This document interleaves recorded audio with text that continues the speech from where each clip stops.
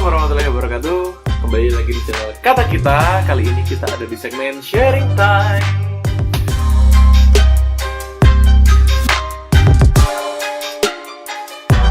Oke, kemarin istri udah ngebahas cerita ta'arufnya sama aku. Sekarang gantian. Kemarin udah tentang pernikahan, sekarang aku mau sharing tentang pengalaman hijrahku. Kalau misal aku bisa sharing tentang cerita hijrah, siapa tahu bisa memotivasi kalian atau bisa memotivasi yang lain agar dia mau berhijrah juga. Ya, gak ada salahnya, oke? Sebelum nonton videonya, jangan lupa klik subscribe, like, and share apabila video ini bermanfaat untuk kalian dan bisa bermanfaat untuk orang lain. Stay tune. Oke. Jadi pertama aku dulu tuh hijrah pada tahun 2018 pertengahan kali ya. Dulu tuh aku sepulang dari Jakarta terus balik ke Jogja. Di situ karena dari Jakarta memang dunia kerja tuh kan setiap hari tuh kayak gitu-gitu aja. Jadi nggak ada waktu buat menambah ilmu, buat mengkaji Islam lagi. Padahal pada niatannya sebelum berangkat ke Jakarta tuh emang udah mau hijrah. Alhamdulillah di tahun 2018 tuh aku memutuskan untuk resign untuk kembali ke Jogja. Dan alhamdulillah pada saat itu dari Jakarta udah searching sih dimana yang cocok buat hijrah. Karena pertama hijrah tuh yang harus dicari itu adalah lingkungan, dimana lingkungan itu mempengaruhi kita, mempengaruhi informasi yang masuk di dalam otak kita. Karena setiap informasi yang masuk itu nantinya kita akan menjadi sebuah tindakan. Bagaimana ketika informasi itu tentang Islam, tentang agama, ya pasti yang akan terjadi nantinya juga tindakan-tindakan yang outputnya nanti ke agama dan Islam itu sendiri. Berawal dari masa lalu dulu ya. Di masa kecil tuh aku termasuk anak-anak yang dididik agama yang taat lah. Pada saat kecil tuh nggak kurang-kurang itu loh orang tua tuh ngasih maklumat tentang agama, di mana dibekali ilmu tentang sholat, tentang ngaji, tentang ilmu-ilmu agama lainnya. Akan tetapi itu tuh berubah ketika aku tuh keluar dari lingkungan keluarga gitu loh. Pada saat itu kan dari SD itu kan masih terpantau lah, orang tua tuh masih bisa handle kita. Udah dulu SD itu aku termasuk orang yang rajin azan, rajin sholat, sampai dulu tuh pernah sama teman-teman ngaji, sampai dari habis ngaji, dulu kan ngaji Quran di tempat di Ustadz gitu, bareng-bareng pas Isya, begitu kelar langsung balapan gitu, saking excitednya buat azan, balapan sampai babak belur demi buat azan gitu loh, sampai lari-larian, terus ada yang dorong gitu sampai dia jatuh ke batu-batu gitu demi azan aja dulu sampai segitunya. Karena pada saat itu emang maklumat agama itu begitu kuat dalam keseharianku. Akan tetapi itu berubah sejak SMP. Jadi SMP itu kan karena pergaulannya di luar lah banyak, lingkupnya tuh makin luas. Dan alhasil ya meskipun SMP-nya tuh SMP Islam dalam tanda terkutip, SMP yang mengajarkan ya nggak ilmu-ilmu dunia tapi ada ilmu-ilmu Islam ya, tapi semua itu tuh kebanyakan anak-anak di situ tuh nggak mengerti tentang Islam sepenuhnya.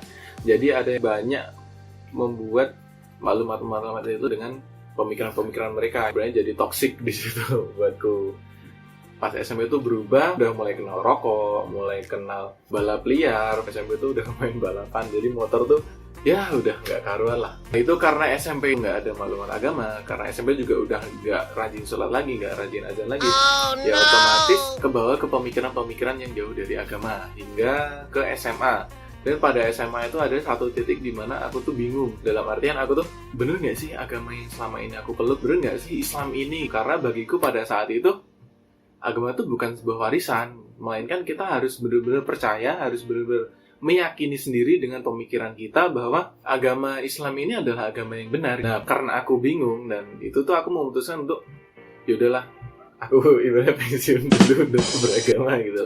Pada saat itu aku memutuskan untuk belajar agama-agama lain gitu, seperti Katolik, Kristen, Hindu, Buddha, dan lain-lain. Dan itu tuh hanya sekedar ya riset-riset dulu lah, baca-baca artikel-artikel dulu dan tanya-tanya teman yang pada agama itu. Udah hampir 2 tahun, ya setahun mau 2 tahun gitu nggak menjawab. Jadi kayak agama ini tuh nggak menjawab, nggak memuaskanku lah, memuaskan batin dan pikiranku karena nggak ada guru juga. Kemudian aku memutuskan untuk ya udah, aku tuh percaya Allah tapi nggak percaya agama gitu. Jadi pada saat itu tuh hidup tuh bebas gitu, tanpa aturan sama sekali. Sedangkan agama itu kan mengatur kita untuk batasan-batasan yang boleh untuk kita lakukan dan tidak boleh kita lakukan.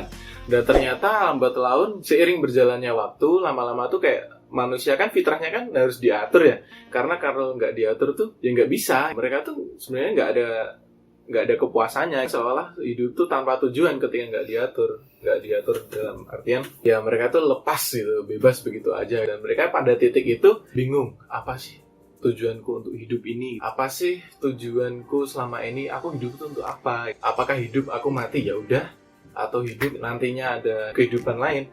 Ya pada saya itu mulai mikir di situ. Oh iya ya, ternyata ketika kita itu terlalu bebas, justru malah kita itu bingung. Kita tuh malah merasa terbebani bahwa kehidupan ini nggak semata-mata milik kita dan harus ada aturan-aturan itu sendiri. Mulai dari situ merasa down banget tuh loh. Akhirnya aku memutuskan untuk ateis tuh. Itu waduh.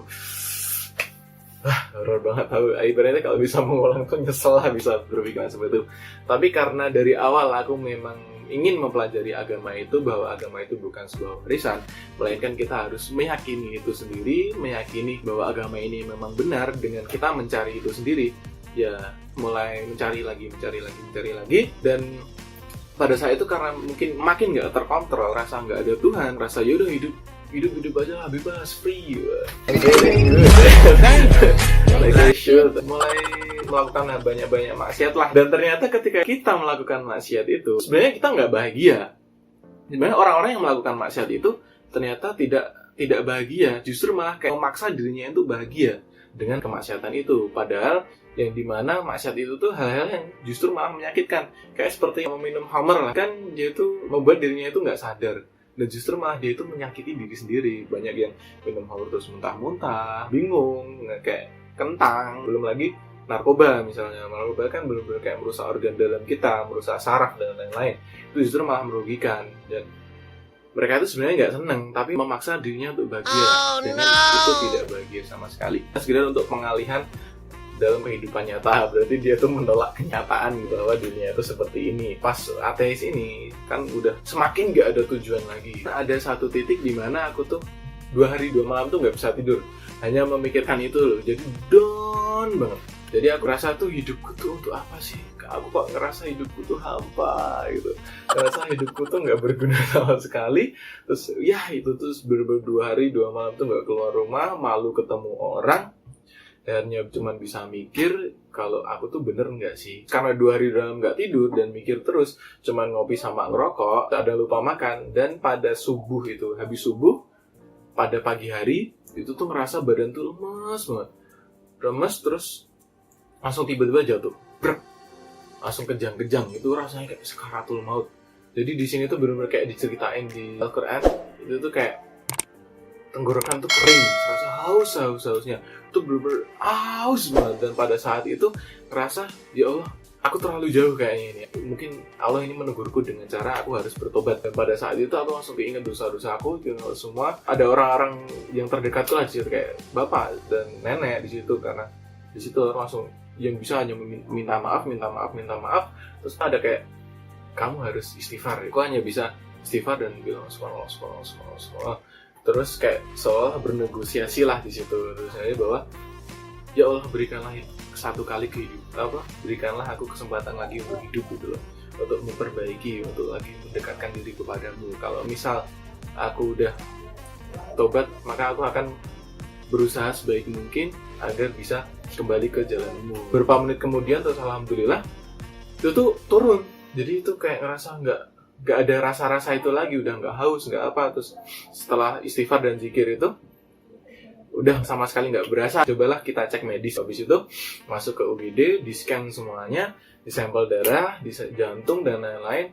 Ternyata nggak ada penyakit sama sekali. Itu ngerasa itu tuh aku ditegur sama Allah dengan tamparan yang keras. Aku tuh diberikan kehidupan lagi setelah rasain betapa hebatnya sakitnya itu, kayak sakaratul maut lah. Sehabis sakit kan ditawarin kerja ke Jakarta. Ternyata di Jakarta itu alhamdulillahnya kayak Allah tuh memberikan hidayah. Kan di sana kan dekat rumah kakak juga, dan kakak tuh ngajar ngaji Iqra karena aku bisa ngaji juga. Dulu kerja sambil pulang kerja ngajarin ngaji anak-anak di situ. Dan itu tuh ngerasa hidayah gitu.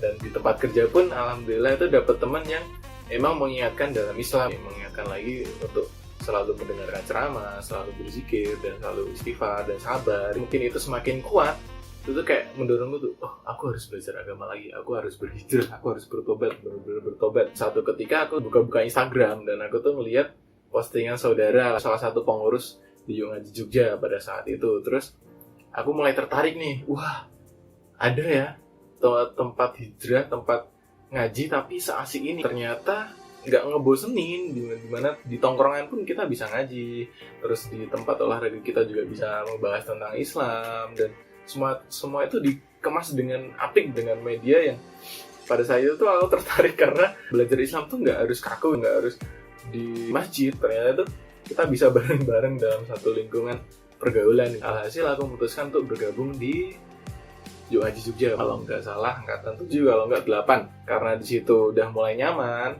Terus alhamdulillah di situ mulai istiqomah sampai alhamdulillah sekarang. Pada saat itu tuh teman-teman di sana tuh bener-bener support tuh loh, bener ngingetin, bener ngerangkul kalau misal aku tuh hijrah. Dan padahal itu kan aku nggak ada motor, dan ada loh yang rela mengasih motornya buat aku tuh bisa berangkat dari Magelang ke Jogja gitu loh, buat PP, buat ngaji di kelas eksekutif Yo Ngaji itu. Wah, masya Allah banget. Alhamdulillah dari Yo Ngaji itu sampai sekarang ya meskipun masih ada banyak godaan-godaan yang membuat futur, membuat kita itu kadang melenceng, tapi alhamdulillah karena di lingkungan, di circle yang jelas, ketika kita melenceng itu pasti ada hidayah yang langsung mengetuk dek.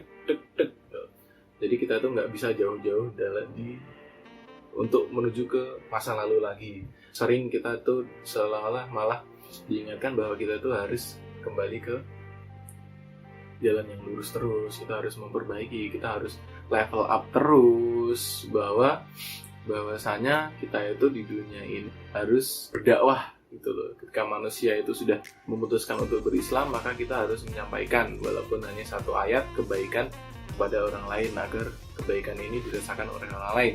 Ketika kita mencintai kita suka dengan satu hal. Ketika kita suka dengan satu hal, misalkan kita dengan video game gitu, pasti kita bakal ngajak sama teman-teman kita, tahu ini video gamenya bagus nih, asik gitu. Sama halnya ketika kita suka dengan Islam, kita suka dengan syariat, maka pasti kita akan mengajak orang-orang buat ini nih bagus nih, ternyata syariat tuh keren gitu. Waduh, hingga alhamdulillah sekarang ya doakan semoga tetap istiqomah untuk berdakwah, semoga istiqomah untuk selalu menjalankan syariat yang meskipun ya namanya juga manusia nggak sempurna, kadang ada ujian-ujian yang mungkin ya kita pasti ketika kita diberikan ujian itu kita pasti mampu, karena Allah tuh menguji hambanya itu dengan kapasitasnya lah. Ya alhamdulillah hingga saat ini masih istiqomah untuk berhijrah, dan karena berhijrah itu tuh mudah, tapi yang berat itu istiqomahnya. Hijrah itu suatu waktu kita bisa lah bertobat, tapi menjaga pertobatan kita hingga akhir itu yang susah. Sampai hijrah itu bukan hanya sekarang, begitu hijrah kita soleh terus kita masuk surga, enggak, tapi hijrah itu hingga nanti kita mati, hingga kita itu benar-benar kembali ke akhirat. Kita harus menjaga akidah kita bahwa Allah hanyalah satu-satunya yang harus disembah, dan Rasul Muhammad Rasul terakhir dan sebagai penolong kita di akhir zaman ini. Ya, kita harus selalu istiqomah lah. Kalau bisa yang belum hijrah ya segera berhijrah, bertobatlah, karena dunia ini udah semakin tua. Kita bisa menilai diri kita lah, kita di akhir zaman ini mau di belakangnya pasukan Imam Al-Mahdi atau justru malah berada di pasukannya Dajjal. Bahaya. Dan bagi kalian yang mungkin masih ada di titik di mana itu kalian masih bimbang dengan hidup ini, yaitu tuh kita harus kembali lagi bahwa pada hakikatnya manusia itu tuh punya ghoriza, punya naluri untuk menghamba. Jadi manusia itu emang meskipun ateis sekalipun, ketika dia itu benar-benar terdesak, pasti dia akan meminta pertolongan kepada Allah. Pasti secara tidak langsung dia meminta ya Allah gitu, atau astagfirullahaladzim mungkin. Maka sebenarnya manusia itu lemah, dan itu bisa kita gali dengan dengan tiga pertanyaan.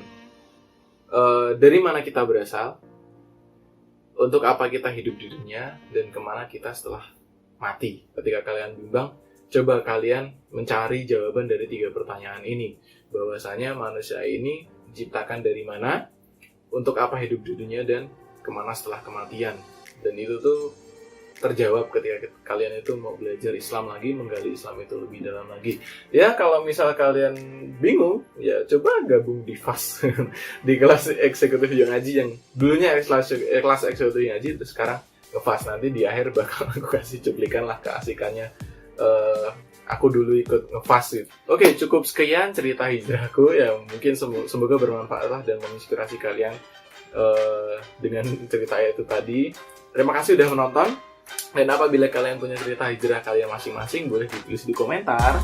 Terus jangan lupa subscribe channel ini agar kita semakin semangat lagi buat konten-konten yang bisa menghibur kalian. Klik subscribe, like, and share agar teman-teman kalian tahu bahwa ada channel kita. Cukup sekian dari saya. Wassalamualaikum warahmatullahi wabarakatuh.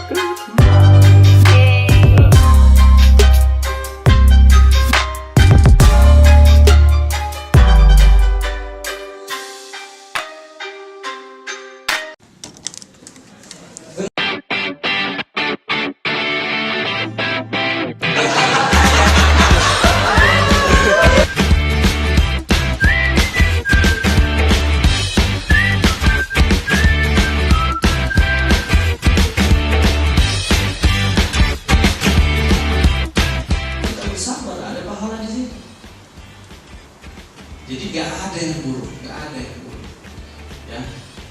Semuanya yang dari Allah itu baik, cuma yang buruk itu kalau kita salah menyikapinya. Jadi kurang lebih kayak gitu. Ini konsep